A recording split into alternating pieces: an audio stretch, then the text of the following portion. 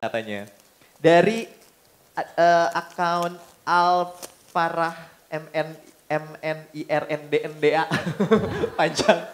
Mungkin namanya Alfarah Marinda gitu. Ada siapa? ALFRHMNIR panjang. Susah. Gak ada di sini. Dia nanya katanya gini, Mbak. Menurut Mbak Nana, generasi milenial seperti apa sih yang peka dan tidak buta akan namanya politik dan penguasa nih, Mbak? Oke. Sama boleh satu lagi masih terkait generasi milenial, Tita Gloria. Ada Tita Gloria? Oh, itu di belakang. Mbak Nana, di era boleh sharing sedikit ke generasi milenial ini, literasi media di digital ini kayak gimana sih biar gak kejebak sama hoax? Oke. Silakan, Mbak. Anak muda dan politik.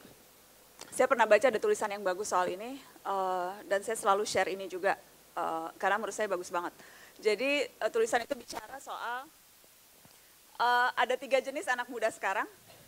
Anak muda yang tahu politik, anak muda yang apatis terhadap politik, yang ketiga anak muda yang sok tahu politik. Dan sayangnya tampaknya sekarang kategori ketiga ini yang paling banyak. Jadi mereka yang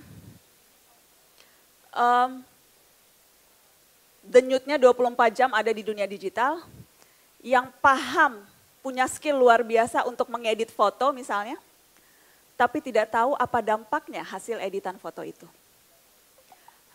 Mereka yang tidak segan-segan menunjukkan identitas hanya supaya diakui masuk kelompok tertentu. Mereka yang menggebu-gebu menunjukkan saya pendukung P hanya supaya semua orang tahu dia pendukung P. Atau yang pokoknya J 2 periode. Hanya supaya merasa masuk dalam kelompok tertentu. Padahal nggak yakin juga apakah tahu, ya saya cebong, saya kampret ya. Antara itu. Padahal nggak yakin juga apakah tahu kelompok ini stands for apa, platformnya apa, dan kelompok yang satunya platformnya apa. Tidak yakin, tapi dengan mudah bisa dimanfaatkan untuk menyerang salah satu kelompok tertentu dan merasa melakukan itu jadi bangga karena bagian dari identitas tertentu. Padahal sesungguhnya adik-adik, anak muda itu jangan mau lagi dijadikan sekedar objek, harus bisa jadi subjek. Dan caranya harus cari tahu politik, dan sekarang cari tahu itu kan gampang. Harus punya kematangan, harus punya kedalaman analisa juga, dan harus punya kematangan emosi sehingga ketika mengartikulasikan pilihan tidak dengan membabi buta. Ya kamu pendukung A, ya kamu pendukung B. Tapi cara menunjukkan keberpihakan itu tidak perlu dengan menyerang dan menjatuhkan. Dan semuanya itu bisa dilatih kok. Pengetahuan itu bisa dicari. Bisa lewat membaca lewat beragam hal. Dan yang penting juga harus mau baca sejarah, khazanah pengetahuan sejarah. Karena ada begitu banyak hal yang terulang kok di negeri ini.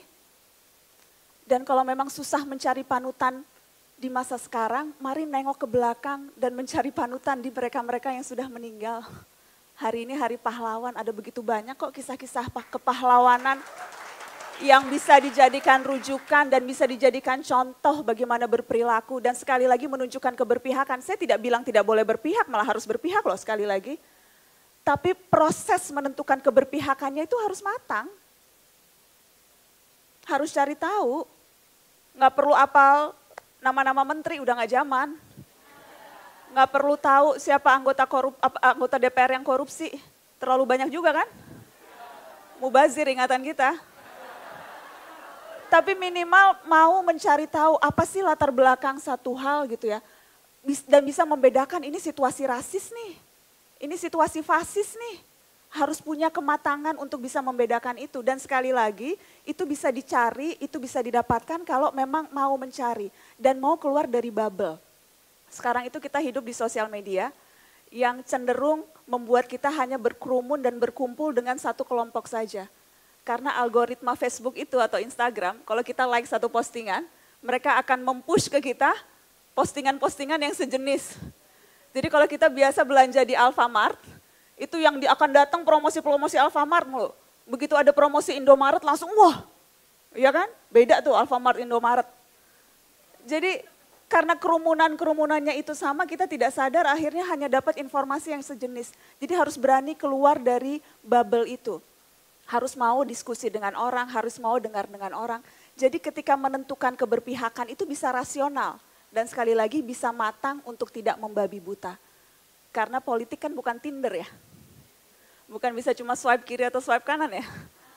Ada banyak pilihan. Dan sekali lagi mari menentukan pilihan lewat cara yang dewasa dan lewat cara yang cerdas.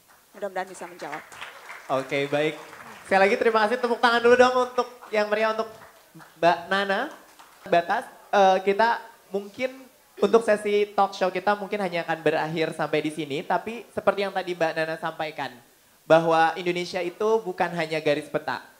Tapi adalah gerak anak muda dan Indonesia 2045 itu akan ditentukan dari aksi nyata mereka sepulang dari sini justru ya Mbak ya. Betul, dan betul. sebesar apa mimpi mereka terhadap Indonesia, sebesar itu juga yang akan Amin, amin. menjadi Indonesia yang lebih besar lagi. Tepuk tangan dulu untuk kita semua.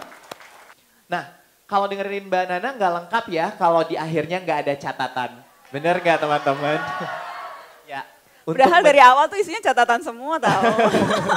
Tapi gimana gitu Mbak, kalau yang ini Gitu ya? suka tersihir gitu. Wis. Jadi mari kita sama-sama dengarkan Oke. catatan dari Najwa Shihab. Ini jadi catatan Indonesia 2045. Aku berdiri duduk? Boleh dia Berdiri ya. Kameranya bukan itu banyak ya. Paparatsinya banyak soalnya. Apa-apa ya. Usia Indonesia memang belum sampai 1 abad. Namun kita yakin Indonesia adalah negeri yang hebat.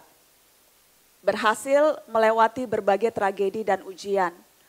Walau pernah terluka dan berdarah di sekujur badan. Setidaknya kita lebih tangguh dari Soviet, Yugoslavia, dan Cekoslovakia. Mereka lantak oleh konflik yang tajamnya tak terkira.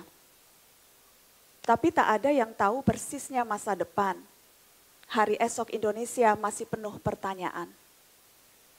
Tak ada satupun yang dapat dimintai jawaban. Sebab sejarah bukan beban perseorangan. Para pemimpin bisa menggariskan rencana, namun kenyataan hanya dapat digubah oleh kita semua. Nama-nama besar yang beredar hari ini, paling banter hanya bertahan 1-2 dekade lagi. Anak-anak mudalah sang pemilik masa depan. Kepalkanlah jari ketimbang menengadah 2 tangan. Sebab esok tak bisa disandarkan pada janji. Esok adalah hari ini yang diisi tanpa henti. Oleh kerja-kerja simultan tanpa ragu. Oleh anak muda yang berhimpun dengan genderang dan palu. Terima kasih. Terima kasih banyak. Oke, terima kasih sekali lagi Mbak Najwa. Tepuk tangan lagi Milenial Indonesia. Thank you.